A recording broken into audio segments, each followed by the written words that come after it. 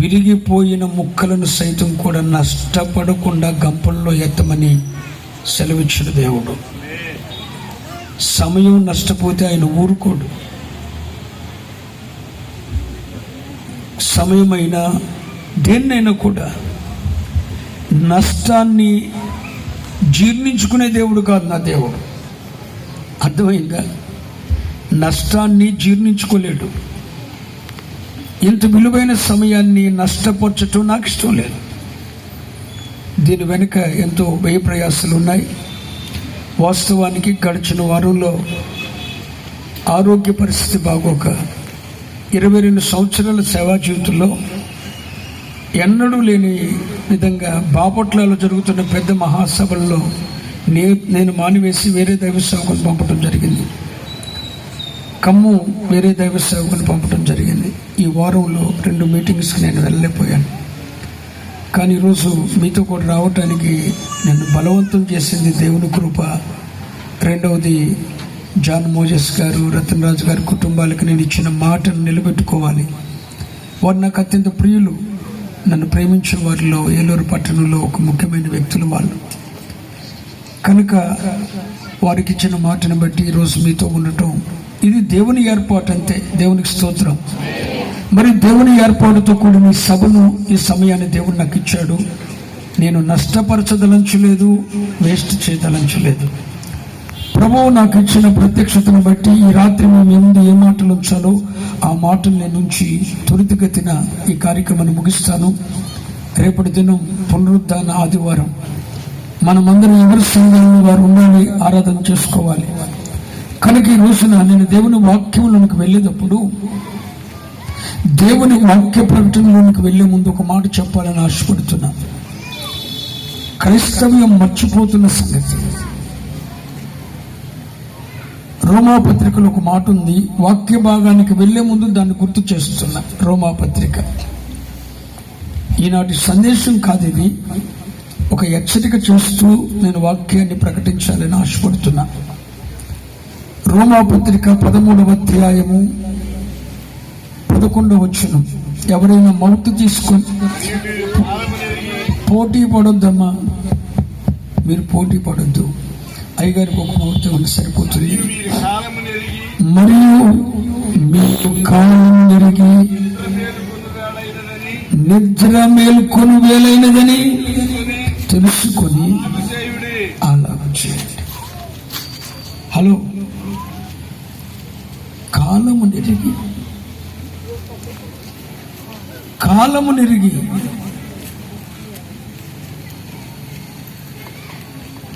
కాలము నెరిగి ప్రవర్తించడం నేర్చుకోండి.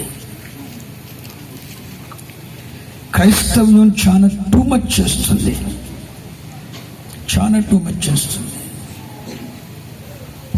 పంట కోసే రైతు ఆ పంటకు తగిన కాలం ఉందా లేదని చెప్పి కాలాన్ని చూసి పంటను కోస్తాడు. మరి నేను అంటాను, ఈ కాలం ఏంటి? ప్రస్తుత కాలం ఏంటి? ప్రస్తుత కాలం ఏంటి? ఈ కాలాన్ని బట్టి క్రైస్తవ్యం నడుచుకోగలుగుతుందా? ఈ కాలాన్ని బట్టి క్రైస్తవ్యం నడుచుకోగలుగుతుందా? కాలాన్ని గుర్తించిందా? కాలం ఎరిగి. ఏం కాలం ఇది? ప్రపంచంలో జరుగుతున్న సంభవాలు, ప్రపంచంలో ఉన్న పరిస్థితులు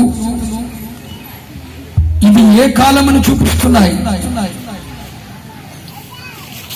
కాలం ఎరిగి ప్రభు అంటాడు, ఉదయం ఆకాశం ఎర్రగా ఉంది, మబ్బు పట్టింది కనుక ఇవాళ ఖచ్చితంగా గాలి వాన వస్తుందని చెప్పేస్తారట మనుషులు.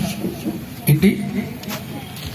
ఉదయం ఆకాశం ఎర్రగా ఉంది, మబ్బు పట్టింది కాబట్టి ఖచ్చితంగా గాలివాన వస్తుందిరా అని చెప్తారట. అంటే ఉదయం ఆకాశం ఎర్రగా ఉండి మబ్బు పడితే గాలివాన వస్తుందని ప్రజలు గ్రహించగలిగారు. ఎప్పుడు తుఫాను వస్తుందో, ఎప్పుడు భూకంపం వస్తుందో, ఎప్పుడు ఏ ప్రళయం వస్తుందో ఈ మనుషులు గుర్తించగలుగుతున్నారు. కానీ ఇది ఏ కాలం, ఇది ఏ కాలం అన్న సంగతి ప్రజలు గుర్తించలేకపోతున్నారు. ప్రస్తుతం ప్రపంచంలో జరుగుతున్న సంభవాలు, ప్రపంచంలో అనుముకుంటున్న అలజడులు ఇది ఏ కాలమని చూపిస్తున్నాయి అన్న సంగతి మర్చిపోయిందండి. ఆకాశ వైఖరిని చూసి తుఫాను వస్తుందో వరద వస్తుందో చెప్పగలుగుతున్న ఈ మూర్ఖ జనాంగం ప్రస్తుత కాలం ఏ కాలం అన్నది గుర్తించలేకపోతుంది. ఈ కాలం ఏ కాలం? దానియేలట లేఖనములు చదువుతున్నప్పుడు గ్రహించాడట. యెరూషలేము పాడుగా ఉండవలసిన 70 సంవత్సరముల కాలము సంపూర్తి అయినదని గ్రహించి 21 దినం ఉపవాస ప్రార్థన చేసి విడుదలిస్తున్న దేవునికి స్తోత్రం చెప్పాడట. అంటే దానియేలు గ్రంథాన్ని చదువుతున్నప్పుడు రాబోతున్న కాలం ఏంటో గ్రహించగలిగాడని దానియేలు గ్రంథము 9వ అధ్యాయం మనకు చెప్తుంది. నేను అడుగుతున్నా, ఇలాంటి కోటాలు 100 పెడుతున్నారు, 100 వింటున్నాం, 100 మంది బోధకులు వస్తున్నారు పోతున్నారు. అసలు లేఖనములు చదువుతున్నప్పుడు, లేఖనములు ప్రకటించబడుతున్నప్పుడు రాబోయే కాలం ఏంటి, అసలు రాబోయే కాలం ఏంటి అది గ్రహించలేకపోతే దీని వెనక ఎవరు రూపాయి పడినా కూడా అది వేస్ట్ అయిపోతుంది, నష్టమైపోతుంది. అందుకే రాత్రి చెప్తున్నాను, కాలం ఎరగండి. లేఖనం ఏం చెప్తుంది? రాబోతున్న కాలమును గూర్చి ఏమని చెప్తుంది? ప్రస్తుతం ప్రపంచంలో జరుగుతున్న సంభవాలు, ప్రస్తుతం ప్రపంచంలో జరుగుతున్న అలజడులు, ప్రపంచం మీదకి విరుచుకు పడుతున్న తెగుళ్లు, ప్రపంచంలో అనుకుంటున్న యుద్ధ వాతావరణాలు, ప్రపంచంలో అలమటిస్తున్న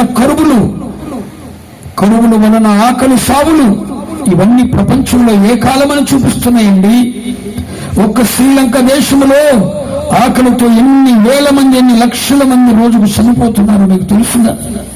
ప్రపంచంలో అనుకుంటున్న ఈ కరువులు, ప్రపంచంలో వచ్చిన ఈ అలజడులు, ఈ కరువులు, ఈ తెగుళ్ళు, యుద్ధ వాతావరణాలు, ఇవన్నీ దేన్ని చూస్తున్నాయండి? ఇది ఏ కాలం అండి? ప్రభువు రాకడ సమీపంగా ఉన్న కాలం. ప్రభువు రాకడ సమీపంగా ఉన్న కాలం. ప్రభువు వచ్చేస్తున్నాడు. రాబోతున్న భయంకరమైన దేవుని ఉగ్రతల నుండి, ప్రపంచం మీదకి విరుచుకుపడిపోతున్న 7 ఏళ్ల మహాశ్రమ నుండి, భూమి మీద కుమ్మరించబడబోతున్న దేవుని ఉగ్రత పాత్రల నుండి, భూమి పుట్టినది మొదలుకొని ఇప్పటి వరకు భూమి మీదకు రాని ఒక భయంకరమైన విపత్తు నుండి తన ప్రజలైన వారిని తన రక్తమ చేత కడుగుబడి పవిత్రపరచబడి పరిశుద్ధ జీవితాన్ని జీవిస్తూ వాక్యపు సరిహద్దుల్లో తమ జీవితాన్ని ఉంచుకొని జీవిస్తున్న వారిని రాబోతున్న భయంకరమైన ప్రళయముల నుండి, కుమ్మరించబడబోతున్న దేవుని ఉగ్రతల నుండి, ప్రపంచం మీద విరుచుకుపడబోతున్న 7 ఏళ్ల మహాశ్రమ నుండి తప్పించి ఆయన ఉన్న చోటున ఆయన పిల్లలు ఉండటానికి, తన వధువు సంఘమును తీసుకుని వెళ్ళటానికి ప్రభువు మధ్యాకాశానికి వచ్చే సమయం ఆసన్నమైపోయిందండి. ప్రభువు చెప్పారు, ఇవన్నీ జరగనారంభించినప్పుడు ఏంటి? అక్కడక్కడ కరువులు, భూకంపాలు, యుద్ధములు గురించిన సమాచారములు, జనంపై జనం, రాజ్యంపై రాజ్యం, ఇవన్నీ జరుగునారంభించినప్పుడు, అక్కడక్కడ తెగుళ్ళు, ఇవన్నీ జరుగునారంభించినప్పుడు నా రాకడ ద్వారం యుద్ధమే ఉందని తెలుసుకునండి అన్నాడు. ఏం జరుగుతున్నాయి ప్రపంచంలో? ఏం జరుగుతున్నాయి? జరుగుతున్నవి ఇవి ఏ కాలంలో చూపెడుతున్నాయి? కనుక పిల్లలారా, ఈ కాలము ఇవన్నీ జరుగునారంభించినప్పుడు నా రాకడ ద్వారం యొద్దే ఉంది అని తెలుసుకునండి అన్నాడు. కాబట్టి ప్రపంచంలో జరుగుతున్న అలజడులు, తెగుళ్ళు, విసుగుపడుతున్న తెగుళ్ళు, యుద్ధముల గురించిన సమాచారాలు, కరువులు, భూకంపాలు, సునామీలు, ఇవన్నీ ప్రభువు రాకడ అతి సమీపంగా ఉందని చెప్పి మనకు గుర్తు చేస్తున్నాయి. స్తోత్రం చెప్పండి. ఇది ప్రభు రాకడ సమీపించిన కాలం అనండి. ప్రభు రాకడ సమీపమైన కాలం. మరి ఈ కాలంలో నువ్వేం చేయాలి? ఈ కాలంలో నువ్వు చేయవలసిన పనేంటి? కాలం ఎరిగి, అరే వర్షాకాలము రాకమునిపే అతి చిన్నమైన బలహీనమైన జీవులు, చిన్న జీవులు, చేమలు రాబో కాలమును దృష్టిలో ఉంచుకొని ఆహారాన్ని నిల్వ చేసుకుంటాయి. రాబోతున్న కాలాన్ని దృష్టిలో పెట్టుకొని వేసవిలోనే ఆహారాన్ని కూర్చుకునే జ్ఞానం చిన్న జీవులకు ఎన్ని చీమలకు. కానీ క్రీస్తు రక్తము చేత కడుగుబడి పవిత్రపరచబడి వధువు సంఘములో చేర్చబడిన పరిశుద్ధ సంఘానికి మాత్రం కాలాన్ని గెస్ చేసే కృప లేకుండా పోయింది. ఇవేదో ఏ కాలం ఏంటి? అసలు రాబోతున్నది ఏంటి? ప్రభు రాకడ కొరకు మనం ఎలా సిద్ధపడాలి? ఇంకా ఆలు బండిరాలు రాసుకుంటూ కూర్చుంటే ప్రభు రాకడ కొరకు ఎత్తపడతామా? నేను ఒక పాట పాడి, నువ్వు ఒక పాట పాడి, నాకు ఒక పాట ఇవ్వలేదని నువ్వు అలిగి, నువ్వు ఒక పాట ఇవ్వలేదని నేను అలిగి కూర్చొని బడాయిలు దెబ్బకుండా కూర్చుంటే ప్రభు రాకడికి ఎత్తపడతామా? రాబోతున్న కాలము ప్రభు రాకడ సమీపించిన కాలం, ప్రభు రాకడ సంసిద్ధంగా ఉన్న కాలం. ప్రభు వచ్చేస్తున్నాడు, ప్రభు వచ్చేస్తున్నాడు, ప్రభు వచ్చేస్తున్నాడు. ఈసారి వచ్చేది అందరి కొరకు కాదు. ఆయన వస్తాడు, ఆయన ఉన్న చోటికి నన్ను తీసుకొని వెళ్తాడు. ఆయనతో కూడా నేను ఉండాలి. రాబోతున్న భయంకరమైన దేవుని ఉగ్రతల నుండి నేను, నా కుటుంబం నోవాహు వలె జలప్రలయం నుండి తప్పించబడినట్లు రాబోతున్న దేవుని ఉగ్రతల నుండి తప్పించబడాలి అన్న నిరీక్షణ కలిగి వాక్యపు సరిహద్దుల్లో ఎవరు తమ జీవితాన్ని పెట్టుకొని అదుపు కలిగి జీవిస్తున్నారో, ఆయన ఉన్న చోటున ఉండాలన్న ఆశతో, ఆయనతో కూడా నిత్యత్వానికి చేరాలన్న ఆశతో, ఆ పునాదులు కలిగిన పట్టణం మీద ఆశ పెట్టుకొని, నిత్య సియోను మీద దృష్టి పెట్టుకొని, ఆ మహిమ గల పరలోక రాజ్యం చేరాలన్న ఆశతో. బాబు మోనాటర్ పనిచేద్దాం బాబు. స్తోత్రం చెప్పండి. ఎవరు ఆశతో ఉన్నారో, ఆయన ఉన్న చోటు ఉండాలని ఆశతో ఉన్నారో అట్టి వారిని తీసుకుని వెళ్ళటానికి, ఆయన ఎదుగు తీసుకుని వెళ్ళటానికి ఆయన రాబోతున్నాడు. ఆమెను చెప్పండి, చెప్పండి హల్లెలూయా. మరి ఆ రాకడ ఎప్పుడు? తెలిస్తే బాగుండును కదా, తెలిస్తే బాగుండును కదండి. ప్రభువు రేపు వస్తాడని చెప్తే బాగుండును కదా. కానీ ఆ గడియ ఏ జామునో ఎవరికి? చూడండి, పరిశుద్ధ గ్రంథములో నుండి ఈనాటి ధ్యానం కొరకు మార్కు సువార్త, పరిశుద్ధ గ్రంథంలో నుండి ఈనాటి ధ్యానం కొరకు మార్కు సువార్త 13వ అధ్యాయము 35వ వచనాన్ని మీ ముందుకు తీసుకొని వస్తున్నాను. ఇంటి యజమానుడు ప్రొద్దు కుంకి వచ్చునో, అర్ధరాత్రి వచ్చునో, కోడి కూయినప్పుడు వచ్చునో, తెల్లవారినప్పుడు వచ్చునో, మీకు ఏ క్షామను రాబోతున్నాడో, ఏ గడియలో రాబోతున్నాడో ఆ గడియ ఎవరికి తెలియదు. ప్రభు రాబోతున్నాడు, ప్రభు రాబోతున్నాడు. ఒకవేళ ఈ రాత్రి ఈ ఆరాధన జరుగుతూ ఉండగా ప్రభువు మధ్యాకాశానికి వస్తే ఆయనను ఎదుర్కొనగలిగిన, ఆయన ముందు నిలబడగలిగిన, ఆ మహిమ మేఘాల మీద ఎక్కి ఆయన యొద్దకు కొనిపోబడగలిగిన దైవిక ఆత్మ, దైవిక బలం, దైవిక శక్తి, దైవిక ప్రతిష్ఠత, దైవిక సమర్పణ నీకుందా? ఒక లేకపోతే ఇంతకాలం నువ్వు చేసిన భక్తి అంతా వేస్టేగా. హలో, ఒకవేళ ఈ రాత్రి ప్రభు మధ్యాకాశానికి వస్తే మహిమ మేఘాల మీద ఆయనను ఎదుర్కొనలేకపోతే ఇంతకాలం నువ్వు చేసిన భక్తి అంతా దండగేగా. నువ్వు కూటాలకు ఇచ్చిన 1000 రూపాయల కానుకలన్నీ వేస్టేగా, నష్టమేగా. అందుకనే ఆ ప్రభు అయిన యేసుక్రీస్తు యొక్క మహిమ రాకడ ఎప్పుడు, ఏ జామును, ఏ గడియను ఎవరికి చెప్పరే తెలియదు. ఇక్కడ భక్తుడు అంటాడు, మార్కు సువార్తకారుడు, పొద్దుగూకి వచ్చును, అర్ధరాత్రి వచ్చును, కోడి కూలినప్పుడు వచ్చును, తెల్లవారునప్పుడు వచ్చును, ఎప్పుడు వచ్చునో మీకు. ఒకవేళ ప్రభు పలానా రోజును పలానా టయానికి వస్తాడంటే ఆ రోజుకు పవిత్రపరచబడి, పరిశుద్ధపరచబడి, సంసిద్ధులమై ఉంటాం. కానీ ప్రభు ఎప్పుడు వస్తాడో ఎవరికి, ఏ జామును, బాబు ఏ జామును వస్తాడో తెలియదు, ఏ గడియను వస్తాడో తెలియదు. వచ్చేస్తాడు. వచ్చే గడి ఆసన్నమైంది. ఆయన వచ్చే ముందు ఏం జరుగుతుందని ప్రభు చెప్పారో అవన్నీ జరిగిపోతున్నాయి. జరగవలసినది ఇంకేమైనా ఉన్నది అని అంటే ప్రభువు రావటమే ఇక జరగాల్సింది. ప్రభు రాకడకు ముందు ఏవేవి జరుగునని ప్రభువు చెప్పారో అవన్నీ జరిగిపోయినవి. ప్రవచనముల నెరవేర్పు జరిగిపోతుంది. ఇక జరగవలసినది ఉందంటే ఆయన మధ్యాకాశానికి వచ్చి ఆయన కోసం ఎదురు చూస్తున్న పవిత్రమైన వధువు సంఘమును తన ఎదుటికి తీసుకుని వెళ్ళటమే జరగవలసి ఉంది. స్తోత్రం చెప్పండి. హల్లెలూయా. జరగవలసి ఉన్నది కదొకటే.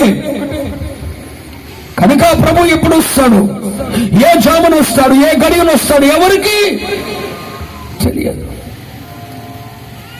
ఒక రోజుకి వినండి, ఒక రాత్రికి యూదుల కాలమానం ప్రకారం 4 గడియలు ఉంటాయి. ఎన్ని గడియలు? 4 గడియలు. యూదుల కాలమానం ప్రకారం ఒక రాత్రికి 4 గడియలు ఉంటాయి. 4 గడియలు ఉంటాయి. వినండి, ఆ 4 గడియలు గూర్చి ఇక్కడ భక్తుడు మార్కు సువార్తికకారుడు రాశాడు. 1, ఆ 4 గడియలను గూర్చి రాస్తూ అంటాడు. 1, ప్రొద్దుగూకు వేళ. 2, అర్ధరాత్రి వేళ. 3, కోలుకూలు వేళ. 4, అంటే ఒక రాత్రికి ఎన్ని జాములు ఉన్నాయి చెప్పాలి. ఈ 4 జాముల్లో ఎప్పుడైనా ప్రభు రావచ్చు. అది రాత్రే వస్తాడా అండి అంటే అర్థం ఏంటో తెలుసా? రాత్రి అని బైబిల్ని దేన్నంది? ప్రభు అయిన యేసుక్రీస్తు వారు మరణించి పునరుద్ధానుడై తిరిగి లేచి సింహాసనం యుద్ధకు ఆరోహణమై వెళ్ళిన దినము మొదలుకొని మరలా ఆయన మహిమ మేఘాల మీద మధ్యాకాశానికి తిరిగి వచ్చే సమయం వరకున్న ఈ కాలం అంతటిని పరిశుద్ధ గ్రంథం రాత్రి అని పిలిచింది. ఎప్పటి నుండి ఎప్పటి వరకు? ప్రభువైన యేసుక్రీస్తు పునరుద్ధానుడై తిరిగి లేచి తండ్రి యొద్దకు ఆరోహణమై వెళ్ళిన 40వ దినమున తండ్రి యొద్దకు ఆరోహణమై వెళ్ళారు కదండి. ప్రభువు పరలోకమునకు సింహాసనం ఎందుకు తండ్రి యొద్దకు ఆరోహణమై వెళ్ళిన ఆ గడియ మొదలుకొని మరలా ప్రభువు తన సంఘమును తన యొద్ద ఉండటానికి తీసుకొని వెళ్ళటానికి మధ్యాకాశానికి వచ్చే గడియ వరకు ఉన్న ఈ సమయమంతటిని బైబిల్ ఏం చెప్పిందంటే రాత్రి అంది. ఇప్పుడు మనం ఏ టైంలో ఉన్నాం? అరే, ప్రభు వచ్చే వరకు ఉన్న సమయం అంతా ఏంటి? రాత్రి. ఎప్పటి నుండి? ప్రభువు పునరుద్ధరణై తిరిగి లేచిన మొదలుకొని. అంటే ప్రభు పునరుద్ధానుడే తిరిగి లేచి ఎప్పటికి 2000 సంవత్సరాలే. 2000 సంవత్సరాల నుండి ప్రభు మరలా మేఘాల మీదకి వచ్చే వరకున్న ఈ సమయం అంతా ఏ సమయము? రాత్రి అని పిలిచింది బైబిల్. మొదటి దశలోనికే పత్రిక 5వ అధ్యాయం మీరు ఇంటికి వెళ్ళి చదువుకోండి. పౌలయ్య గారు అంటాడు రాత్రి చాలా గడిచి అంటాడు. అంటే మనం ఇప్పుడు ఏ కాలంలో ఉన్నాం? క్రైస్తవ కాలమాన ప్రకారం, బైబిల్ ప్రకారం మనం ఇప్పుడు ఏ టైంలో ఉన్నాం? రాత్రి టైంలో ఉన్నాం. అయితే ఈ రాత్రి టైంలో ఉన్న మనం ఏ జామును ప్రభు వస్తాడో? అంటే ఒక రాత్రికి ఎన్ని జాములు? 4 జాములు. ఒకటి ప్రొద్దుగూకు వేళ, 2 అర్ధరాత్రి వేళ, 3 కొడుకు ఈ వేళ, 4 తెల్లవారు వేళ. ఈ 4 వేళల్లో ఎప్పుడైనా ప్రభు రావచ్చు. కానీ ఏ జామున ఏ గడియన వస్తాడో మీకు తెలియదు. వస్తాడు. దీనిని కాస్తంత ఆత్మీయంగా చెప్తాను వినండి. ఒక మనుషుడు రక్షింపబడి ప్రభువైన యేసుక్రీస్తుని అంగీకరించిన తర్వాత ఒక విశ్వాసి యొక్క ఆత్మీయ జీవితంలో కూడా ఈ 4 జాముల్లో ఏదో ఒక జాములో ఆ ఆత్మీయుడు ఉంటాడు. ఒక ఆత్మీయుని యొక్క జీవితంలో, ఒక విశ్వాస జీవితంలో కూడా ఈ 4 జాములు ఎదురవుతాయి. ఒక రాత్రికి ఎన్ని జాములు? 4. ఒక ఆత్మీయుని జీవితంలో కూడా ఈ 4 జాముల్లో ఏదో ఒక జాములో ఆత్మీయ జీవితం ఉంటుంది. అయితే ప్రభు అంటున్నాడు ఏ జాములు వస్తాడో? అంటే అది ప్రొద్దుగూకు వేళ కావచ్చు, అర్ధరాత్రి వేళ కావచ్చు, కోడుకు వేళ కావచ్చు. ఈ 4 జాములు 4 ఆత్మీయ అర్థాలను చూపిస్తున్నాయి. అంటే ఈ 4 జాముల్లో ఎప్పుడైనా ప్రభు రావచ్చు. ఒక ఆత్మీయుడు, ఒక విశ్వాసి, ఒక క్రీస్తు శిలువ రక్త సంబంధి ఈ 4 జాముల్లో ఏదో ఒక జాములో ఖచ్చితంగా ఉండి తీరుతాడు. అయితే నీవు అనుకుని నీ గడియలో ప్రభు వస్తే, నీ ఉండకూడని జాములో ఉన్నప్పుడు ప్రభు వస్తే చాలా నష్టపోతావేమో. అందుకే ఈ రాత్రి పరిశుద్ధాత్ముడు మీతో మాట్లాడుతున్నాడు. ఏ జాములు వస్తాడో? ఒక ఆత్మీయుని జీవితంలో ఖచ్చితంగా ఈ 4 జాములు ఉంటాయి. అందులో మొట్టమొదటి జాము ఏమని చెప్పాను? మాట్లాడరేంటండి? ప్రొద్దుగూకు వేళ అనండి. ఈ ప్రొద్దుగూకు వేళలో ఉన్నప్పుడు ప్రభు వచ్చాడు అనుకో, నీ పని కాస్త అంతే. ప్రొద్దుగూకు వేళ అనే దేన్ని చూస్తుందంటే, ఒకసారి రండి పరిశుద్ధ బైబిల్ గ్రంథంలో నుండి 2వ సమూయేలు పుస్తకం 11వ అధ్యాయం 2వ సమూయేలు పుస్తకం 11వ అధ్యాయం 2వ వచనంలోకి రండి. ఒకానొక దినమున ప్రొద్దుగుంకు వేళ. ఎప్పుడమ్మా? ప్రొద్దుగుంకు వేళ. ఎప్పుడమ్మా? ప్రొద్దుగుంకు వేళ. దావీదు పడక మీద నుండి లేచి రాజనగిరి మిద్దె మీద నడుచుచు పైనుండి చూచుచుండగా స్నానము చేయు ఒక స్త్రీ కనబడెను. ఆమె బహు సౌందర్యవతి ఎప్పుడు ఇదంతా జరుగుతుంది? ప్రొద్దుగూకు వేళ ఆమె బహు సౌందర్యవతి అయ్యుండడు చూసి దావీదు దాని సమాచారము తెలుసుకొనుటకై.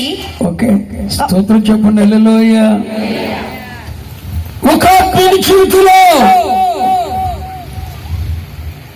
ప్రొద్దుగూకు వేళ అనేది ఒకటి స్టార్ట్ అయింది.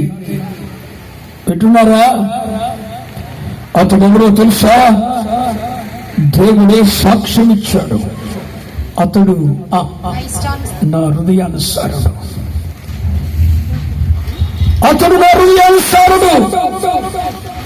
అతడు నా ఇష్టమును నెరవేర్చువాడు అని దేవుడే ఒక వ్యక్తిని గురించి సాక్ష్యం ఇచ్చాడు.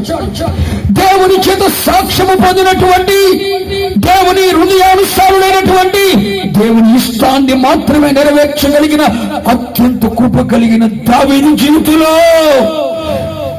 దినమునకు 3 మార్లు ప్రార్థన చేస్తూ, దినమునకు 7 మార్లు స్తుతి చెబుతూ, మానక ప్రార్థనలు విజ్ఞాపనలు చేయగలిగిన మహత్తరమైన అభిషేకము కలిగిన దావీదు జీవితంలో సింహాన్ని చేర్చగలిగిన అభిషేకం, ఎలుకబెట్టిన హతమార్చగలిగిన కృప కలిగిన దావీదు జీవితంలో గొల్యాతును ఒకే ఒక రాతి దెబ్బతో నేల కొరిగేటట్టు చేయగలిగిన దైవిక అభిషేకము, దైవిక రోషం కలిగిన దావీదు జీవితంలో ప్రవక్తల చేత కొమ్ము తైలం తెచ్చి అభిషేకించబడిన దావీదు జీవితంలో ఒక ప్రొద్దుగూకు వేళ వచ్చిందండి. ఆ ప్రొద్దుగూకు వేళ ఏం జరిగింది? అందరు యుద్ధానికి వెళ్లారు. రాజులు యుద్ధమునకు బయలుదేరి వేళ, వసంత కాలమున రాజులు యుద్ధమునకు బయలుదేరి వేళ, రాజులు సైనికులు తన సైన్యమంతా, తన సైన్యాధిపతి తన సైన్యము మందస్సమంతా యుద్ధ రంగంలో యుద్ధం చేస్తూ ఉండగా మనడు పొద్దుగోకు వేళ మంచం మీద లేచి, ఏంటండి తెల్లారిందాక పడుకుంటారు కానీ పొద్దుగోకిందా పడుకుంటాడు మనడు. పొద్దుగోకు వేళ మంచం మీద లేచి మిద్ది మీదకి వెళ్ళాడట. సరా అదిగో స్నానం చేస్తున్న ఒక స్త్రీని చూశాడు. ఇటున్నారా? ఆమె బహు సౌందర్యవతి నుండి చూశాడు. ఆమెను తెచ్చుకున్నాడు. ఆమెతో పాపం చేశాడు. పాపం చేయటమే కాకుండా తను చేసిన తప్పిదాన్ని కనుమరుగు చేసుకోవటానికి తన భర్తను యుద్ధంలో ముందు వరుసలో పెట్టి చంపించాడు.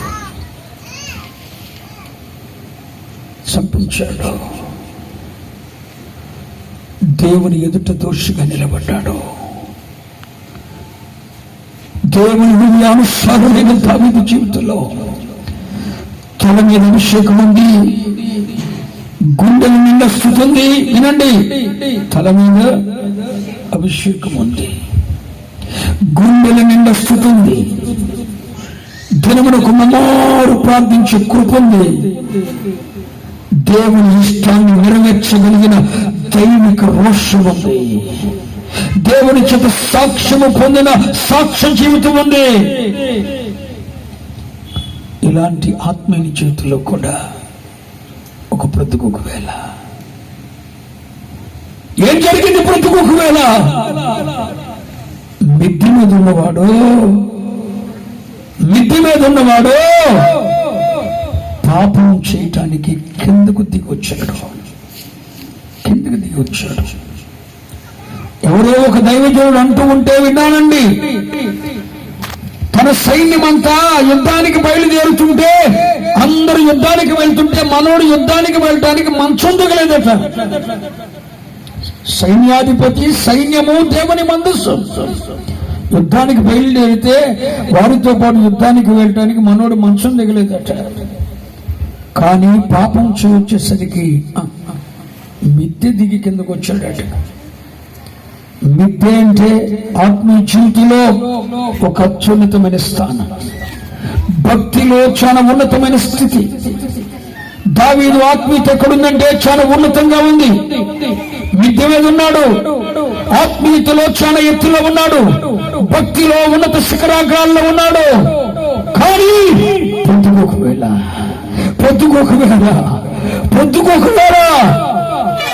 దిగజారిపోయాడు. ఆత్మీయతలో దిగజారిపోయి ఆ మిద్దె మీద నుండి కిందకి దిగొచ్చాడండి. ఇది ఒక ఆత్మీయ జీవితంలో ఎదురయ్యే మాట్లాడరే ప్రొద్దుకోక వేళ. అంటే ఒకప్పుడు నువ్వు భక్తిలో, విశ్వాసములో, ప్రతిష్టతలో, సమర్పణలో ఉన్నత శిఖరాల్లో ఉన్నావు. అనేక గంటలు ప్రార్థించే వ్యక్తివి, దైవిక రోషం కలిగిన వ్యక్తివి, ప్రతిష్ఠత కలిగిన వ్యక్తివి, దేవుని కొరకు ఏదైనా త్యాగం చేయగలిగిన ఉన్నతమైన అనుభవాల్లో ఉన్నావు. మిథ్య అనుభవాల్లో ఉన్న నీవు దేనిలో ఆశించి, చూడకూడని దాన్ని దేన్నో చూసి, వినకూడని దాన్ని విని ఆ ఆత్మీయతలో కిందకు జారిపోయిన అనుభవమే ప్రొద్దుకొకవేళ దావీదు జీవితంలో ఒకానొక దినమున ప్రొద్దుకొకవేళ ఆత్మీయతలో కిందకు దిగిపోతున్నాడు. దేవుని మనసు కలిగిన వాడు, దేవుని ఇష్టాన్ని నెరవేర్చేవాడు ఇప్పుడు తన ఇష్టాన్ని నెరవేర్చడానికి దిగిపోతున్నాడు. తన మీద అభిషేకం కలిగిన వాడు, గుండెల్ని స్థుతి కలిగిన వాడు, ఇచ్చలను కోరికలను తుచ్చమైన అభిలాషల కొరకు ఉన్నత శిఖరాలను దిగిపోతున్నాడు. ఇదంతా ఎప్పుడు జరిగింది? మాట్లాడాలి. ఒకవేళ ఈ బ్రతుకు ఒకవేళ ప్రభు వస్తే అంటే ఆత్మీయుడా ఏ క్షణంలో ప్రభు వస్తాడో నీకు తెలియదు, ఏ గడిలో ప్రభు వస్తాడో తెలియదు. వచ్చే టైం మాత్రం ఆసన్నమైపోయింది. ఎలా చెప్పగలరా పోండిత్ పాస్టర్ అంటావా? లేఖనములు సాక్ష్యం ఇస్తున్నాయి. ఎవడు చెప్పనవసరం లేదండి. లేఖనములు చదువుతుంటే ఆ గ్రహింపు కలుగుతుంది. ప్రభు వచ్చే గడి ఆసన్నమైపోయింది. ప్రభు వచ్చేస్తున్నాడంటే లేఖనములు సాక్ష్యమిస్తున్నాయి, లేఖనములు గంటాపదంగా ఘోషిస్తున్నాయి. ఒకవేళ నీ జీవితంలో పొద్దుకు ఒకవేళ వస్తే దేవుడు అంటే ఆత్మీయతలో ఒకప్పుడు ఉన్నత స్థితిలో ఉన్న నీవు కిందకు లోకాశల కొరకు తుచ్చమైన అభిలాషం నెరవేర్చుకోవటానికి భక్తిని విశ్వాసాన్ని విడిచిపెట్టి కిందకు దిగిపోవటమే. అలాంటి టైంలో ప్రభు వస్తే నువ్వు ఎత్తబడగలవా? మన ఆత్మీయ జీవితం ఎక్కడుంది? ఒకప్పుడు దేవుని మనసు ఎరిగే నీవు, దేవుని మనసు ఎరిగి నడుచుకునే నీవు ఇప్పుడు నీ మనసు ఇష్టానుసారంగా నువ్వు నడుస్తున్నావు. అది బ్రతుకు వేళ కాదా? ఒకప్పుడు దేవుని ఇష్టాన్ని నెరవేర్చే నీవు ఇప్పుడు నీ ఇష్టాన్ని నెరవేర్చడానికి భక్తిని వద్దనుకొని కిందకు దిగుతున్నావు. ఇది బ్రతుకు వేళ కాదా? ఒకప్పుడు గుండెల నిండా స్థుతి, తల మీద అభిషేకం కలిగి సింహాన్ని చీల్చి వెనుకబడిని ఎదుర్కొని ఒక గొర్రె పిల్లను రక్షించడానికి ఎంతటి త్యాగాన్నైనా దేవుని సంఘం కొరకు, దేవుని మహిమగల పరిచర్య కొరకు ఎంతటి సింహాన్నైనా గొలియాతునైనా ఎదుర్కొనే దమ్ముండే నీవు ఇప్పుడు ఒక స్త్రీ కోసం దిగిపోతున్నవే. చిన్న కోరికను నెరవేర్చుకోవడానికి తుచ్చమైన అభిలాష కొరకు ఆ భక్తిని, ప్రతిష్ఠితుల వైరాగ్యాన్ని విడిచిపెట్టి దిగిపోతున్నావే. ఇది బ్రతుకు వేళ కాదా? ఇలాంటి బ్రతుకు వేళలో దేవుని చేతులకు వస్తే ఎత్తబడతావా నువ్వు? మహిమ మేఘాల మీద కొనిపోబడే అభిషేకం నీకుందా? ఇంతకాలం భక్తి చేసేందుకు నీ భక్తి పుట్టు క్రైస్తవులని మెడలో మోర్చులాగా వస్తున్న మెడలో వేసుకుని డబ్బు ఆ బోర్డు వేసుకొని తిరుగు ఊర్లో. అందుకు తప్ప నువ్వు ఎందుకు పనికిరావు. మోర్చులాగా వచ్చే మెడలో ఒకటి ఉండదు కదండి. ఏంటిది? ఇడెక్కడైనా పడిపోతే ఒక 5 మంది నీళ్ళు పోయింది నేను బోర్డు తిప్పుతారు కదా, అలాంటి బోర్డు నువ్వు కట్టుకొచ్చుకుని తిరుగు ఊరి మీద. నేను పుట్టు క్రైస్తవుని ఈ కోటానికి ఒక 50,000 ఇచ్చానండి. సిగ్గుండాలి ముఖానికి. దేవుని పిల్లలను కాలం ఎరిగి నడుచుకోండి. పొద్దుకు ఒకవేళ వస్తాడేమో దేవుడు. పొద్దుకు ఒకవేళ వస్తే నువ్వు ఆత్మీయతలో దిగజారిపోయినప్పుడు వస్తే, భక్తులు దిగజారిపోయినప్పుడు వస్తే, నీ ప్రతిష్ఠిత సమర్పణ వైరాగ్యాలు దేవునితో నీ సత్సంబంధాలు వదులుకొని నువ్వు లోకం కొరకు, తుచ్చమైన అభిలాషల కొరకు నువ్వు దిగిపోయినప్పుడు ప్రభు వస్తే ఎత్తబడగలవా? నీవు మహిమ మేఘాల మీద కొనిపోబడగలిగిన దైవిక అభిషేకం ఉంటుందా నీ మీద? ఒకవేళ నీ జీవితంలో ఇలాంటి పొద్దుకు ఒకవేళ ఉందేమో, ఈ రాత్రి సరి చేసుకుంటావనే ఈ పనికి మాలను తీసుకొచ్చి అక్కడ కూర్చోబెట్టాడు దేవుడు. ఈ రాత్రి మరొక ఆప్షన్ దేవుడు ఇస్తున్నాడు నీకు. 2nd to 3rd వేలు పోయి ఇంకొక వేవ్ వస్తుంది. ఈసారి నువ్వు పోతావేమో. బీ కేర్ఫుల్ చెప్తున్నా. కరోనా వచ్చినప్పుడు ఒక భక్తి, కరోనా సలబడితే ఒక భక్తి చేసే ఈ చెత్త భక్తి చేయొద్దు దయచేసి చెప్తున్నాను.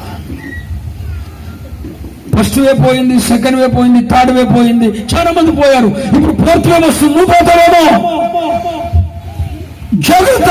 నువ్వు పోకమునిపే నీ ఆధ్యాత్మిక జీవితంలో నువ్వు రక్షించబడాలని ఈ రాత్రి పరిశుద్ధాత్మ నీతో మాట్లాడుతున్నాడు.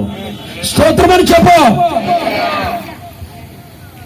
పొద్దుగుకి వస్తాడేమో అంటే నీ జీవితంలో పొద్దుగుకిని వేళ వస్తాడేమో అంటే అర్థమేంటి, నువ్వు ఆత్మీయతలో చల్లారిపోయినప్పుడు, భక్తిలో దిగజారిపోయినప్పుడు ఉన్న ప్రతిష్ఠిత వైరాగ్య దేవుని సత్సంబంధాల నుండి నువ్వు దిగిపోయిన వేళ ప్రభు వస్తే ఎత్తుపడగలవా నువ్వు?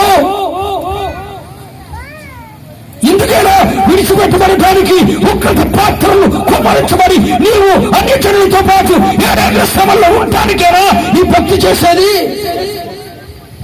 మహిమ రాకల్లో ఎత్తబడాలన్న ఒక నిరీక్షణ విడిచేప్పుడు నువ్వు వినవు, నీకు రాదు. ఆ లోదేవారిలోనే సత్తావు నువ్వు, మేతలేని స్థలంలోనే. మేతలేని స్థలంలో ఉన్నంత వరకు ఆ మెఫీబోషెతు గాడు కుంటోడుగానే ఉన్నాడు. ఆ మేతలేని స్థలాన్ని విడిచిపెట్టాడు, లోదేవారిని విడిచిపెట్టాడు, రాజు సముఖపు బల్ల ఎత్తుకొచ్చాడు.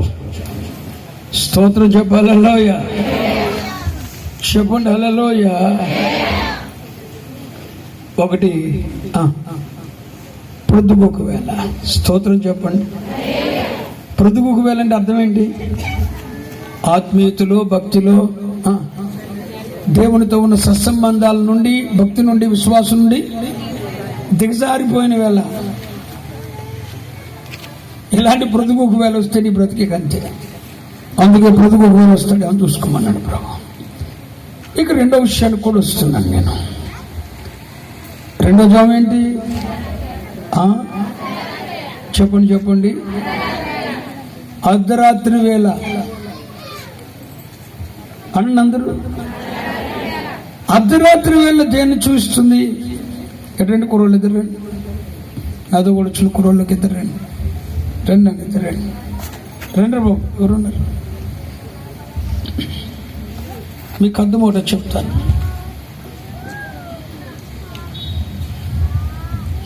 అర్ధరాత్రి కూర్చి ప్రభు ఒక ఉపమానం చెప్పాడు.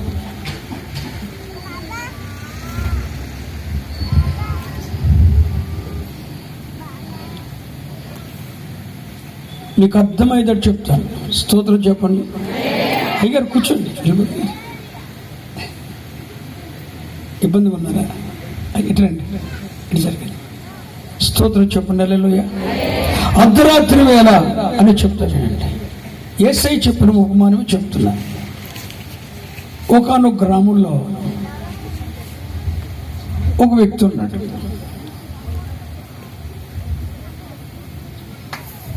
టైం 10 అయిపోయింది. అందరూ భోజనం చేసేసారు. ఇతని ఇంట్లో చిన్నపిల్లలు ఉన్నారు.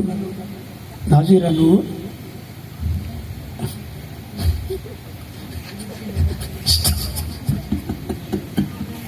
ఇతని ఇంట్లో చిన్నపిల్లలు ఉన్నారు. భోజనం చేసేసాడు. టైం అయిపోయింది. పడుకుంటూ పోయాడు. భార్య బిడ్డలతో పడుకుంటూ పోయాడు. టైం ఇంచుమించు అర్ధరాత్రి అయింది. అర్ధరాత్రి కాలంలో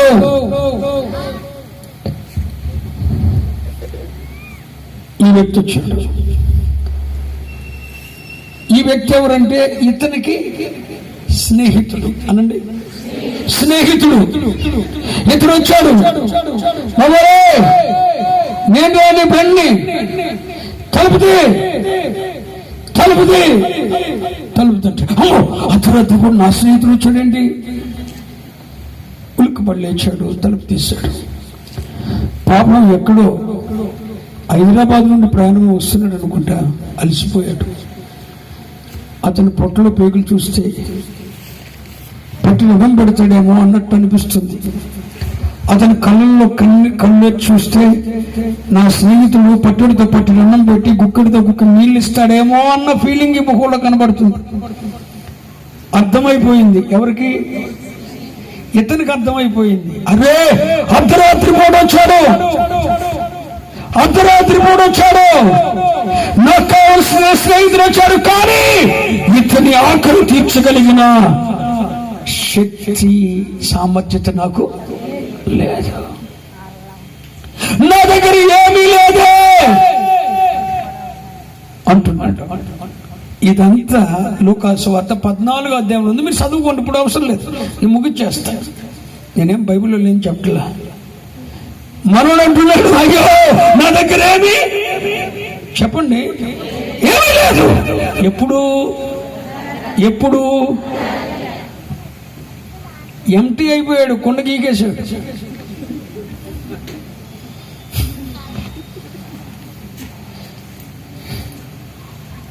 భార్య పోరాటమో బిడ్డల ఆరాటమో కానీ ఖాళీ అయిపోయింది. ఇక్కడ కావలసిన స్నేహితులు వస్తేనే గుక్కడితో గుక్క నీళ్ళిచ్చి దప్పిదిచ్చే టాలెంట్ కానీ, పట్టెడుతో పట్టెడు మెతుకలి పెట్టగలిగిన కృప కానీ మనోడికి లేదు అంటున్నాడు. పైగా నా దగ్గర ఏమీ లేదే అంటున్నాడు. ఎప్పుడు ఏమీ లేదంటున్నాడు చెప్పండి. అర్ధరాత్రి వేళ వచ్చేసరికి ఇతని దగ్గర ఏమీ లేదంటున్నాడు. ఖాళీ అయిపోయాడు. ఇదిగో పెళ్లి కుమారుడు ఆయనను ఎదుర్కొన్న రండి అన్న శబ్దం వినపడినప్పుడు వారి దివిటీల్లో కూడా నూనె లేదు, ఖాళీ అయిపోయినాయి. అప్పటి వరకు ఎదిగినాయండి, అప్పటి వరకు సాక్షి జీవితాలు బాగున్నాయండి. కానీ మధ్యరాత్రి వేళ వచ్చేసరికి భార్య పోరాటమో బిడ్డల ఆరాటమో కుటుంబంలో నప్పులో ఏమో గాని పక్కముడు ఆకలి తెచ్చుకెళ్ళిన రొట్టె ముక్కు కూడా బెల్లం బిడ్డలో ఉన్నాడు పని అంతే. మరి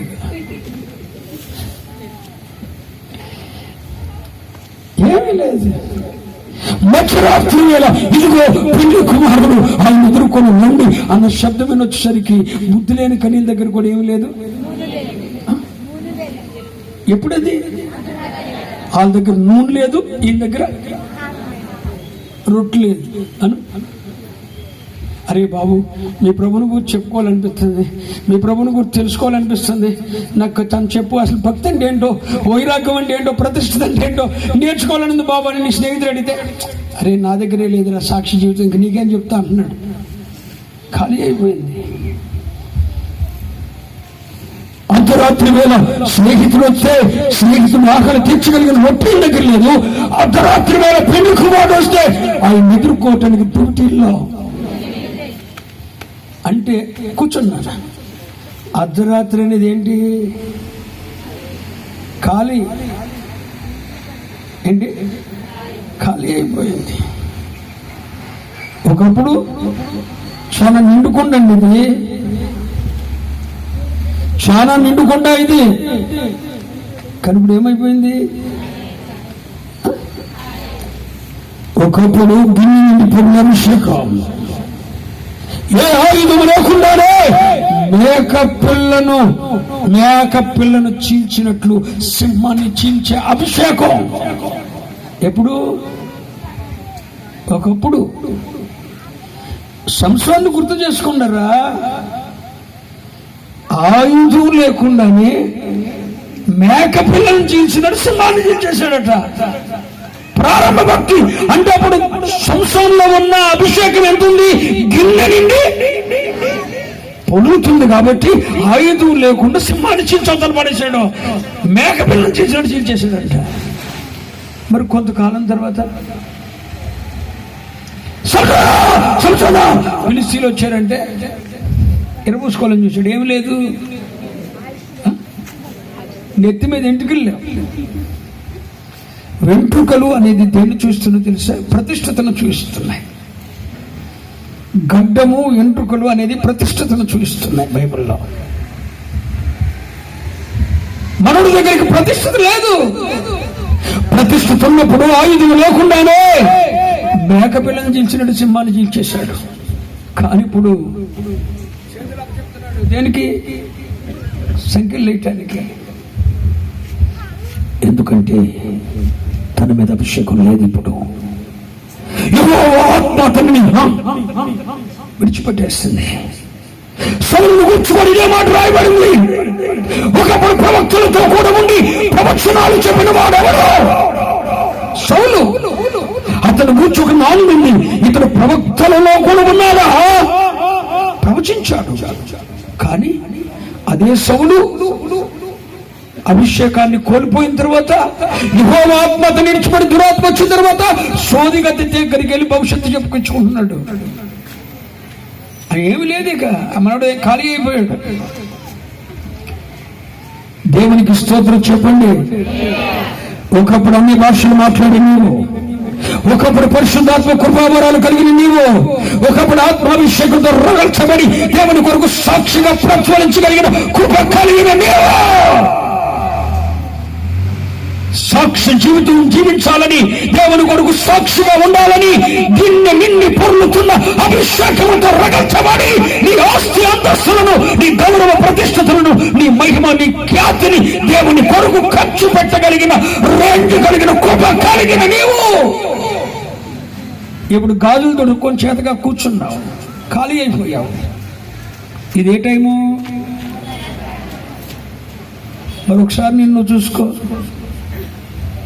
ఏమన్నా ఉందా అభిషేకం? దేవుని ఆత్మ ఖాళీ అయిపోయావా?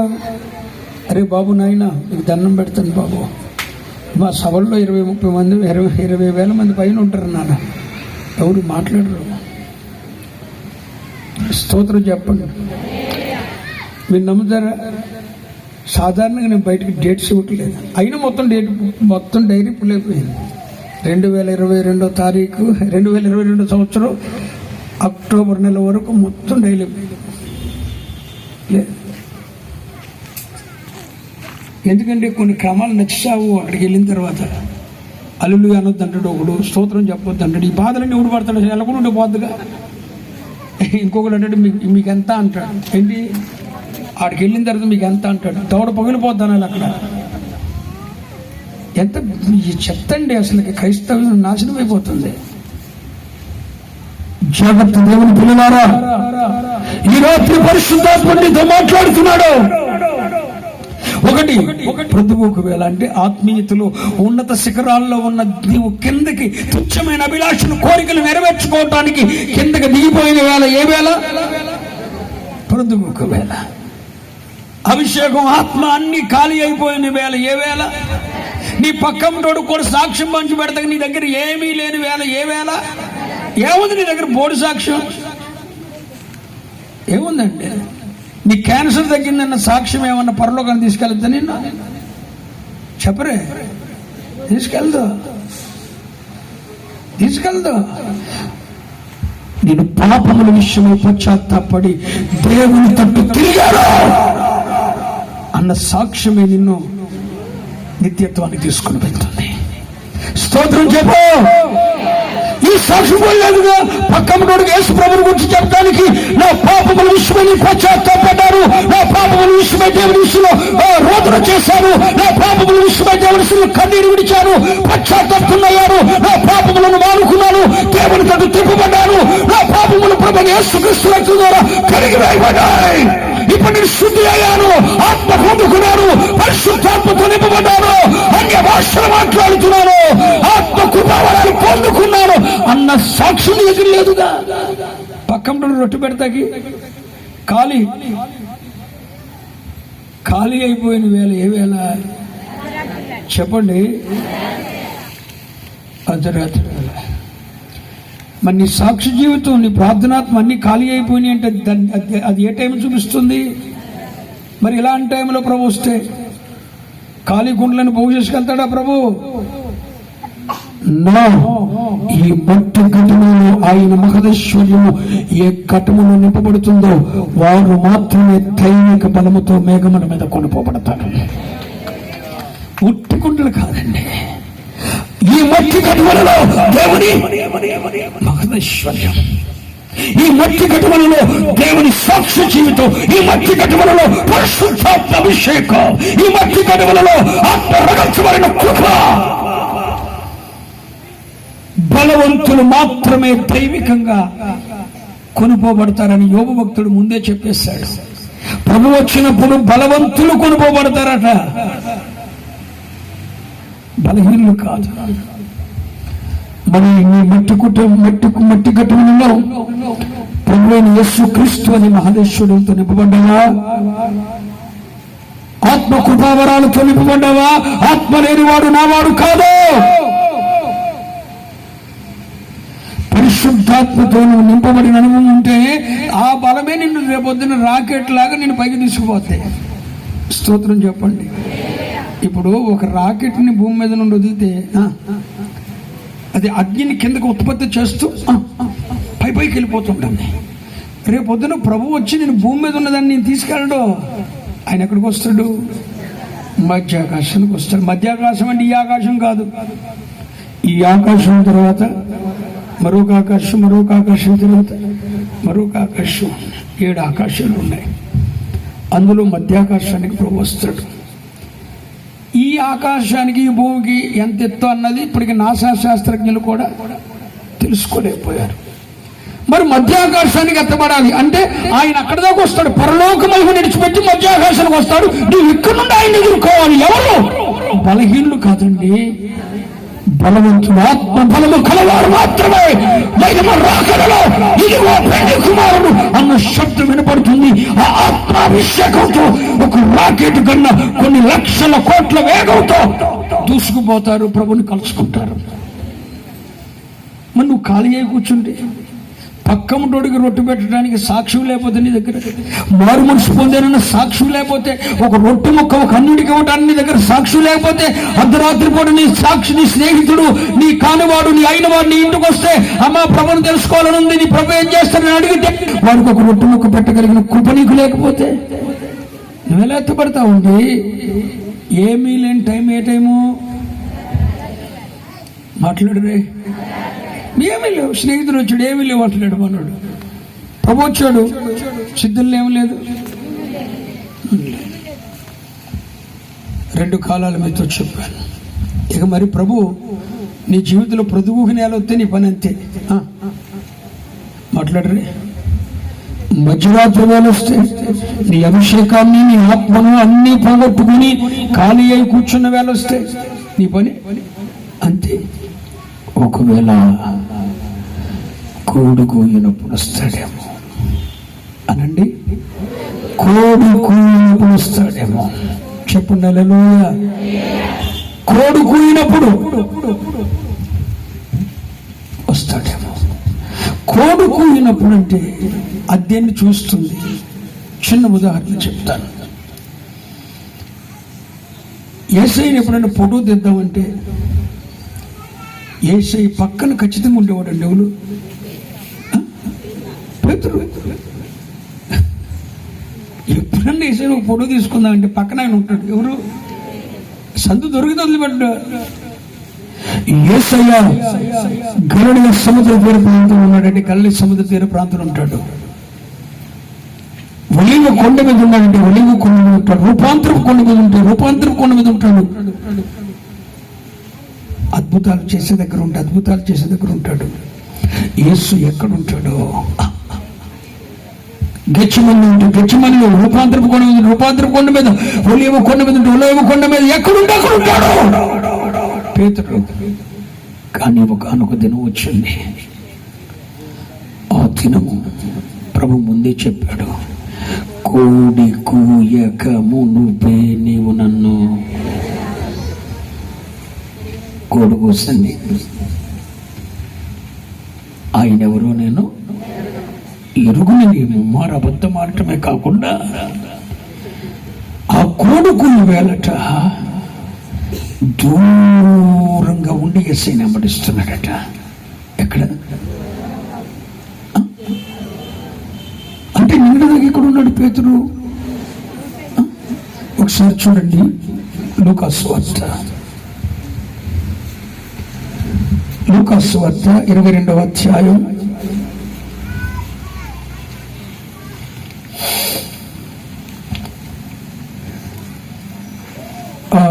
60వ వచనం చూడండి.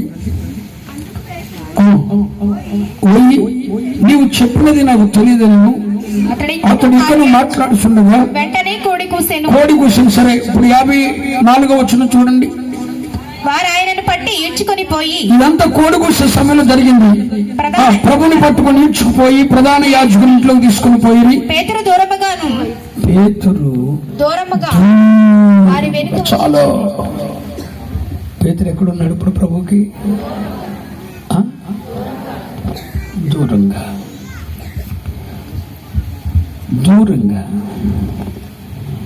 ఒకప్పుడు యేసయ్యకు సమీపంగా, ఒకప్పుడు యేసయ్యకు సమీపంగా, కానీ కోడి కూసే టైం వచ్చేసరికి దూరంగా. ఒకప్పుడు నీకు కూడా సేవలు చేస్తే చనిపోతారని సాక్ష్యం ఇచ్చిన పేతురు కోడి కూలివేళ వచ్చేసరికి ఆయన ఎవరో నేను ఎరుగని అంటున్నాడు.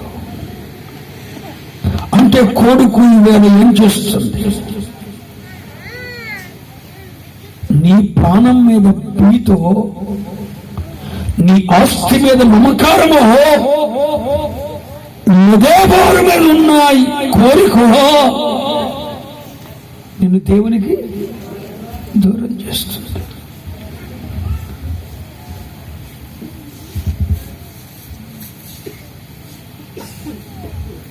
చిన్న కుమారుడు తండ్రి ఆస్తి పంచుకొని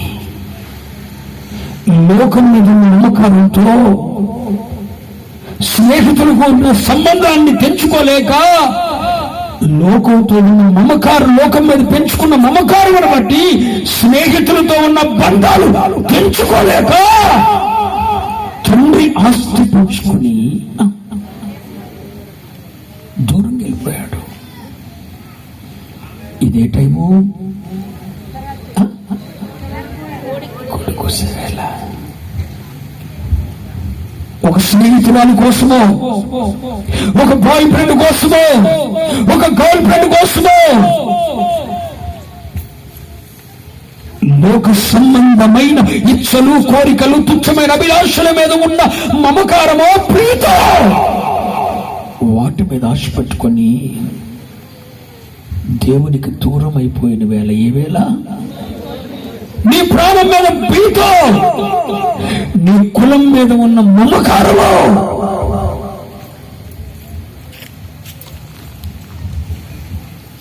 గవర్నమెంట్ నుండి వచ్చే రాయితీల కోసమో దేవుని నీ భక్తిని విడిచిపెట్టి నువ్వు దూరమయ్యా వేళ. ఏ వేళ? ఎంతమంది అండి ఒక ప్రేమికుడి కోసం దేవునికి దూరమైన వారు లేరు? ప్రేమించిన ఒక ప్రియాని కోసం దేవునికి దూరమైన యవనస్తులు ఎంతమంది లేరు? ఎంతమంది లోక సంబంధమైన ఆశలు పెంచుకొని తుచ్చమైన అభిలాషలు నెరవేర్చుకోవడం కొరకు దేవునికి, బలిపీఠానికి, సంఘానికి, సేవకునికి దూరమైన వారు లేరు? చెప్పండి. నేను అడుగుతున్నా, అసలు దేనికి దూరం అవుతున్నావు? దేనికి దగ్గర అవుతున్నావు? ఒకప్పుడు పేతురు, ప్రభుతో కూడా ఉన్న పేతురు నువ్వేనా? అవును. అరే ఎక్కడుంటే అక్కడ ఉండేవాడుగా పేతురు. గెచ్చమనిలో నీవే ఉండేవాడివి ప్రభుతో కూడా. ఒలీవ కొండ మీద నీవే ఉండేవాడివి పేతురు. కల్వరి ఎక్కడ? సముద్ర తీర ప్రాంతంలో నువ్వే ఉండేవాడివి. ఇప్పుడేమైంది పేతురు? నా ప్రాణం మీద నాకు భీతి, ప్రాణం మీద భీతి. ఆయనతో కూడా సిలువ వేస్తారేమో, నేను క్రైస్తవుని చెప్పుకుంటే ఆ స్కాలర్షిప్ వచ్చి సాగుదేమో, నా పిల్లలు కూర్చోగో రాదేమో, నా సమాజం వెలివేస్తుందేమో. స్వల్పమైన కష్టాల కొరకు, నిందల కోసం, అవమానాల కోసం దేవునికి దూరమై లోకానికి దగ్గరయ్యే టైంని ఏమంటారండి? కోడికొస్తాయి. ఇలాంటి టైంలో ప్రభు వస్తే ఎత్తబడతావా నువ్వు? మహిమ మీద కొనుక్కోగలవా? అసలు నేను అడుగుతున్నావు, దేనికి దూరం అవుతున్నావు? ఎవరికి దగ్గర అవుతున్నావు బాబు నువ్వు? దేవునికి కాను దూరం అయ్యేది. దేవునికి దూరమై తండ్రికి దూరమైన బ్రతుకే పందులు తినే వాటితో కడుపు నింపుకోవాల్సి వచ్చింది. ఆఫ్టర్ తండ్రికి దూరమైన వాడు బతుకు పందులు తినే పొట్టుతో కడుపు నింపుకోవాల్సి వచ్చింది. మరి దేవునికి దూరం అయితే, దేవునికి దూరం అయితే ఏమవుతుందండి? దేవునికి దూరమైన మనశ్శాంతిగా బ్రతగలవా? నీ కుటుంబాన్ని స్థిరపరచగలవా? నీ అనుకున్నది సాధించగలవా? నాయనకు విరోధంగా ఉండి నువ్వేమైనా చేయగలవా? ప్రభు ముందే చెప్పారు, నాకు వేరుగా ఉండి మీరేమి ఇవల్లేం కాదా? ఆయనకి ఎందుకు దూరం అవుతుండే? బిడ్డ అర్థమవుతుందా?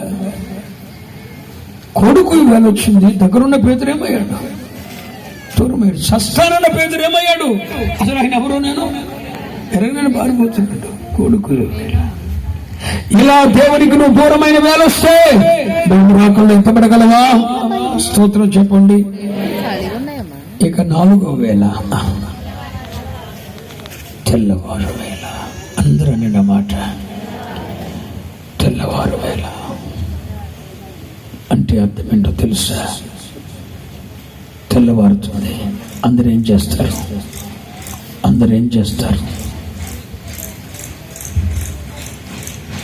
తెల్లవారు వేళ అందరూ ఏం చేస్తారు?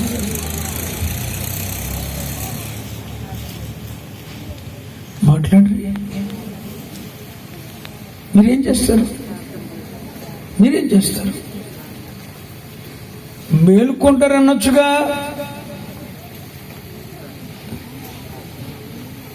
మేలుకోరా? మాట్లాడేంటండి? తెల్లవారు వేళ ఏంటి? మేలుకొలుపు వేళ అనండి. మేలుకొలుపు వేళ. ఒక చిన్న ఎగ్జాంపుల్ చెప్పి నేను వాక్యాన్ని ముగిస్తా. ఇశ్రాయేలు ప్రజలు పరిపాలిస్తున్న రాజు సౌలు దావీదును అంతమొందించాలని సైన్యముతో కూడా వచ్చాడు. కానీ దావీదు యొక్క జాడ ఎక్కడ కానరాలేదు. శత్రువును అంతమొందించడానికి వచ్చిన సౌలు తన సైన్యంతో కూడా అర్ధరాత్రి వేళ మామూలుగా నిద్రపోతున్నాడు. సౌలు నిద్రపోతున్న వేళ చూశాడు దావీదు వచ్చి నీలబుడ్డెను, ఈటెను, ఆయుధాన్ని, దప్పి తీర్చే నీటి బుడ్డను తీసుకెళ్ళిపోయాడు. ఈలోపు క్షమించండి, సౌలుకి మెలకు వచ్చింది. దావీదే లేపాడు. లేచాడు. లేచి మేలుకోగానే ఆయన దగ్గర ఏం లేదు. దప్పి తీర్చే నీలబుడ్డి లేదు, చేతిలో ఉండాల్సిన చెప్పండి ఆయుధం లేదు. మేల్కొన్నప్పుడు అర్థమైంది ఏం లేదని. ఆయుధం లేదు, నీళ్ళ బుడ్డి లేదు. తప్పిపోయిన కుమారుడు, తండ్రికి దూరమైన కుమారుడు సర్వం కోల్పోయిన తర్వాత మేల్కొన్నాడు. అయ్యో నేనైతే ఇక్కడ చచ్చిపోతున్నాను, కానీ నా తండ్రి ఇంట కూలివాడు సైతము సమృద్ధి గల ఆహారము తినుచున్నాను. నేనైతే అయ్యో మేల్కొన్నాడు. అయ్యో నేనైతే ఇలా చచ్చిపోతున్నాను. మేల్కొన్నాడు. సౌలు మేల్కొన్నాడు. అయిపోయింది. తెల్లవారుజాము అనేది మేలుకొలుపు అనే దాన్ని చూస్తుంది. ఈ రాత్రి ఒక దైవజనుడిగా నేను నీతో ప్రకటించేది ఏంటో తెలుసా? ఇది నువ్వు నిద్రపోయే సమయం కాదు. నేను మొదటి చదివించిన రోమా పత్రికలో ఉన్న మాటలకు ఇప్పుడు రండి. వెరీ గుడ్ తల్లి, భలే క్యాచ్ చేసావమ్మా. చదువమ్మా. మరియు మీరు కాలము నెరిగి ఏంటి?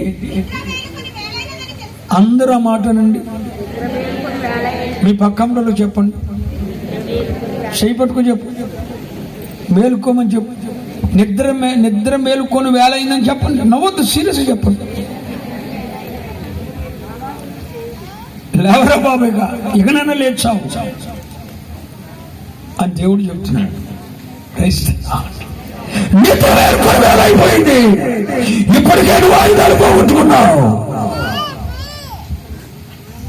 ఇప్పటికే నువ్వు తండ్రికి దూరం అయిపోయావు.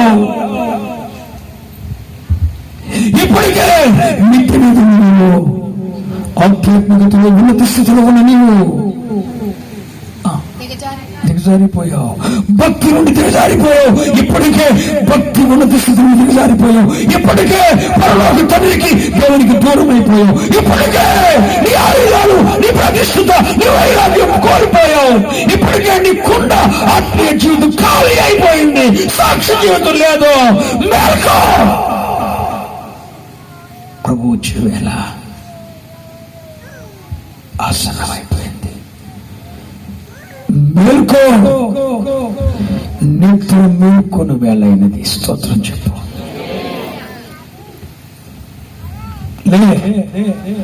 ప్రభు రాకమునిపై నువ్వు మేల్కోగలిగితే అది నీ జీవితంలో యజాము.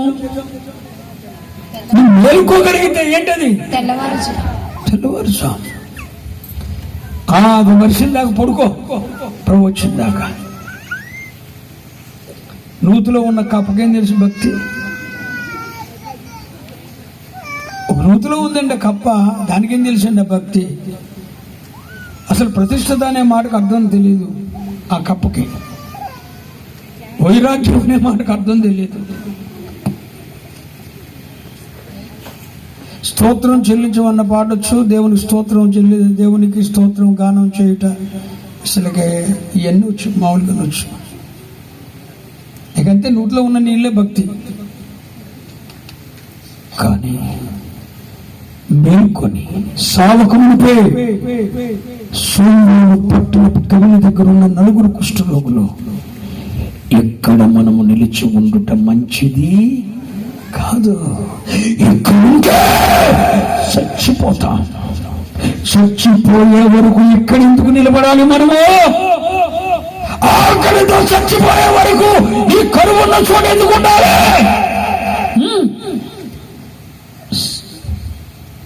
దండులోకి వెళ్దాం పదండి. వాళ్ళు బ్రతకనిస్తే బ్రతుకుదాం, చంపితే చచ్చిపోదాం అని చెప్పి దండులోకి వెళ్ళారండి 4 కుష్ఠరోగులు. వాళ్ళకున్న ఇంగిత జ్ఞానం ఉన్న క్రైస్తవులకు లేదా? చచ్చిపోయే వరకు ఎందుకు ఇక్కడ ఉండాలి? చిన్న కుమారుడు చచ్చిపోతాడన్న సంగతి అర్థమైపోయింది. కుమారుడు అయ్యో ఇప్పుడు చచ్చిపోతా అని చెప్పి కనీసం కుమారునిగా కాకపోయినా కూలివానిగానైనా ఆ తండ్రి పాదాల దగ్గర పడతానని చెప్పి మేల్కొని తిరిగి వచ్చాడు. అదే జాము. నువ్వు మేల్కొని టైంలో ప్రభు వస్తే నువ్వు ఎత్తపడతావు. చెప్పాలయ్యా, ఇక నువ్వు మేలుకోకుండానే ఆ పొద్దుగూసు వేళ, అర్ధరాత్రి వేళ, ఆ కోడిగూసు వేళ వస్తే నీ పనికి అంత. ఆయన ఎప్పుడు వచ్చాడో తెలీదు, ఎప్పుడు వెళ్ళాడో తెలియదు. తర్వాత ఏంటంటే ప్రపంచం అంతా ఒక మాట, కనబడతలేదు. ఏమైపోయారు రా వీళ్ళందరంటే మహిమలో ప్రభుతో కూడా ఎత్తపడ్డారు. ఆ సంగతి నీకు తెలవనే. ఇప్పుడు ఇలా కూడం జరుగుతుంది అనుకోండి, ప్రభు వచ్చిన సంగతి ఎత్తబడిన వాళ్ళకే తెలుస్తుంది, మిగతా వాళ్ళకి తెలియదు. అని లోప ఎదుర్కొన్న పాస్టర్ గారు ఏమైపోయాడు? పాస్టర్ గారు మన భక్తిని నచ్చలేదు అనుకుంటా, వెళ్ళిపోయాడు రాడు అంటాడు ఇంకోడు. ఆయన పక్కన ఉన్నది ఇంకా లేరు, వీళ్ళు లేరు, 5-6 కనపడరు ఇంతమందిలో. అంటే అందరూ ఎత్తపడతారని చెప్పే సంగతి ఏర్పాటు ఉండాలి అందరికీ. ఏంటి పెళ్లి కుమార్తెగా ఎత్తబడటం అంటే అందరు భక్తులందరూ ఎత్తబడతారు అనుకుంటున్నారా? నో. ఒక ప్రతిష్ఠిత, ఒక వైరాగ్యం, ఒక సమర్పణ, దేవునితో ఒక సత్సంబంధం కలిగిన వధువు సంఘం ఎత్తబడుతుంది. మిగిలిన సంఘం అంతా కూడా ఎక్కడ ఉంటుందో తెలుసా? 7 ఏళ్ల శ్రమల కాలంలోనే ఉంటుంది. వాళ్ళే క్రీస్తు విరోధితో యుద్ధం చేసే ఆ పరిశుద్ధులను పిలుస్తారు చూసారు, వాళ్ళే. కనుక ప్రభువుకు ఎత్తబడాలంటే నీకు ఏ వేళ రావాలి? నీ జీవితంలో ఏ వేళ? మరి నీ బతుకు తెల్లారిందా? నీ బ్రతుకు తెల్లారిందా అంటే అర్థం ఏంటి? మేలుకొన్నారా? దేవునికి ఎంత దూరం అయ్యారో మేలుకోగలిగావో?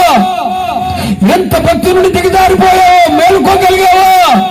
ఏ ప్రతిష్ఠిత వైరాగ్యాల నుండి దిగజారిపోతున్నావో? ఏ దేవునికి దూరం అవుతున్నావో మేలుకోగలిగావో? మేలుకోగలగటమే ఆ తెల్లవారు నువ్వు మేల్కొన్నప్పుడు ప్రభు వస్తే నువ్వు మేల్కొని అయ్యా నన్ను క్షమించు, అయ్యా నేను సర్వం కోల్పోయాను, భక్తిలో ఉన్నత శిఖరాల్లో ఉండవలసి నేను దిగలేకపోయాను, అయ్యా నీతో ఉండవలసి నేను దూరమైపోయాను,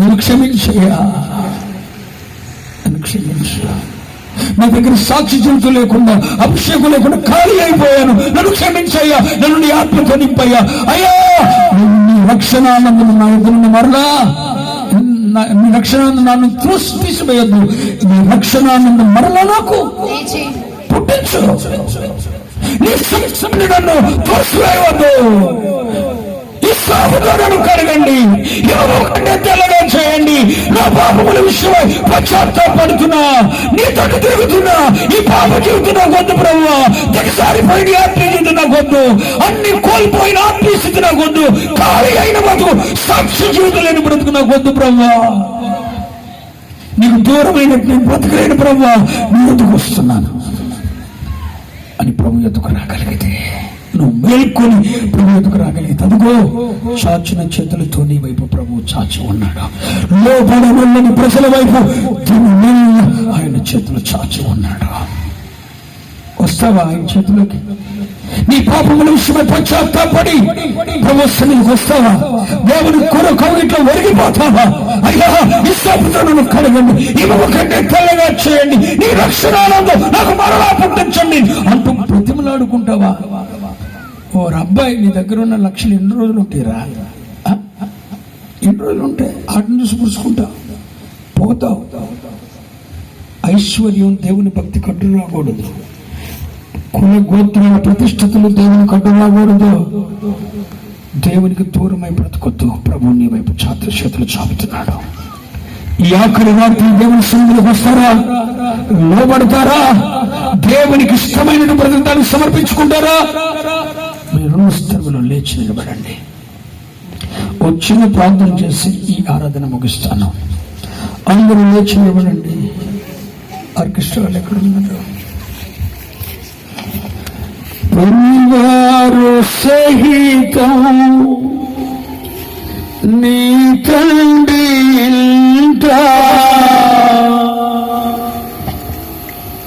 రుచి అయిన అన్నం తినుచుండగా, పనివారు సహితం నీ తండ్రి రుచి అయిన తినుచుండగా, ఏర్పరచబడిన యువరాజువై ఉండి, ఏర్పరచబడిన యువరాజువై పనికి మారిన స్నేహమా,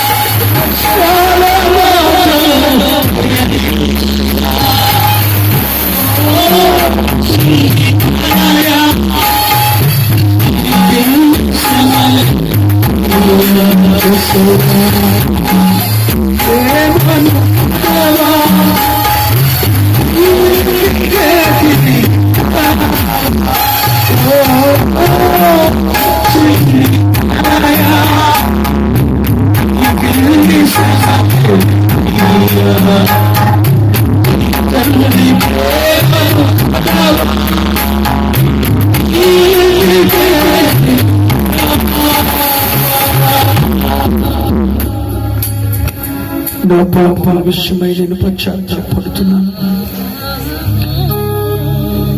నా పాపముల విషయమై పశ్చాత్తాపడుతున్నాను. ఏం పోగొట్టుకున్నాను, దేనికి దూరమయ్యానో నేను మేలుకున్నానయ్యా. తండ్రి నీ సన్నిధిలో వస్తున్నా, నీ కవితలు మరిగిపోతున్నా. ఒక్కసారి కళ్ళు మూసుకొని దేవుని వైపు చేతులు ఎత్తుతావా? మీ రెండు చేతుల పైకెత్తి తండ్రి విశ్వాసంలో కలగండి, ఇవ్వకండి, నన్ను తెల్లగా చేయండి. నా పాపం విషయమైన సన్నిధిలో పశ్చాత్తాపడుతున్నారు. నోరు విడుస్తావా? నోరు తెలుస్తావా? చిన్న ప్రార్థన చేస్తావా?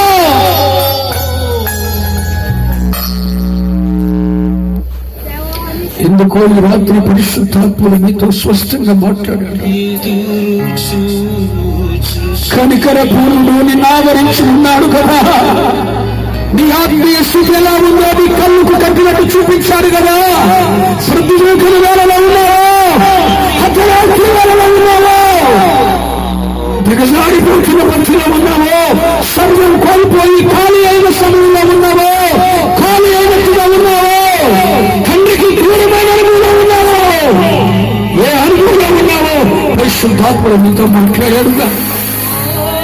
దయచేసి కాసేపు దాన్ని పక్కన పెట్టి మొదట మీరు ప్రార్థన చేసుకోండి. మొదట మీరు ప్రార్థన చేసుకోండి. మొదట మీరు దేవుడికి అప్పగించుకోండి. మొదట మీరు దేవుడికి అప్పగించుకోండి. అయ్యా, నన్ను నేను మీకు అప్పగించుకుంటున్నాను. వారు మీ కుడి చేతుల పైకి చెప్తాను. పాపముల విషయమై పశ్చాత్తాపడి నన్ను నేను మీ చేతికి సమర్పించుకుంటున్నాను. మీ మహిమ గల రాకడకు నేను సిద్ధపరచండి అన్నవారు మీ కుడి చేతులు చూపుతారు. ఒక్క నిమిషం మౌనంగా దేవుని సన్నిధిలో ప్రార్థిస్తారు. ఆత్మతో ప్రార్థించండి, అన్య భాషలతో ప్రార్థించండి. Glory, mighty God. కృప కలుగును.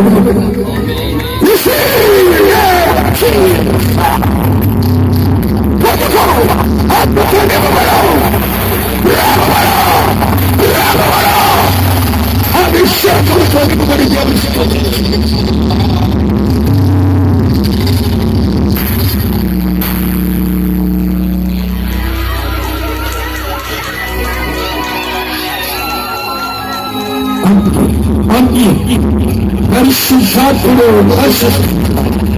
ప్రజలకు దైవిక స్వస్థత ఇస్తున్నాడు.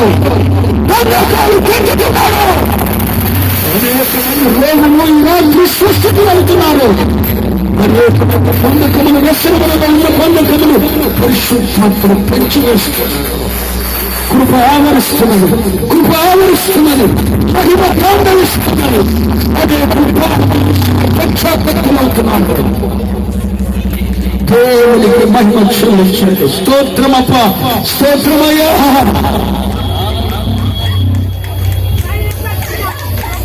పొందుకో, పొందుకో.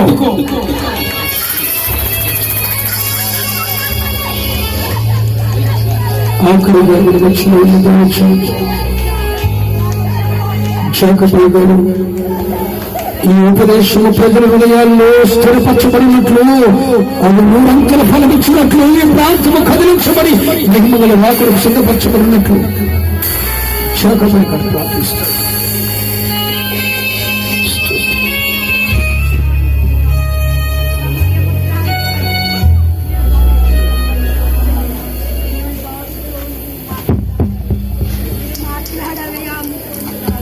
ప్రభు తన దాసు నిలబెట్టుకుని మీరు బహుజాతిగా మాట్లాడినందుకు మీ స్తోత్రం చెల్లుతున్నాను. ప్రభు మీ పొందనాలు ఈ రాత్రి అనేక మందిగా వచ్చినందుకు మీ స్తోత్రం చెల్లుతున్నాను. నామకార్థ భక్తి నుండి విడుదల చేసినందుకు మీ స్తోత్రం చెల్లుతున్నాం. ప్రభు మీ పొందనాలు ప్రభు మీ స్తోత్రాలు. దైవికమైన వర్తమానాన్ని ప్రభా ఈ రాత్రి మీ దాసుని పెట్టడానికి మీ పాదాలు స్తోత్రాలు. 100 అంతల ఆత్మతో నింపినందుకే మీకు స్తోత్రాలు. ప్రజల హృదయాల్లో వచ్చినందుకు మీ స్తోత్రాలు. ప్రజల మార్పు కలుగులుగా మీ స్తోత్రాలు. ప్రభు మీ స్తోత్ర ఈ సంవత్సరం స్వాత సభ ఈ న్యాస సభ ప్రభా దీనికి మార్చినందుకే ఈ స్తోత్రం జరుగుతుంది. మీకు 4 కాలాల గురించి మీరు మాతో మాట్లాడారు. మీ పాదాలకు స్తోత్రం చెల్లుతున్నాం. మీ దాసులు మీ జ్ఞాపకం చేసుకోండి.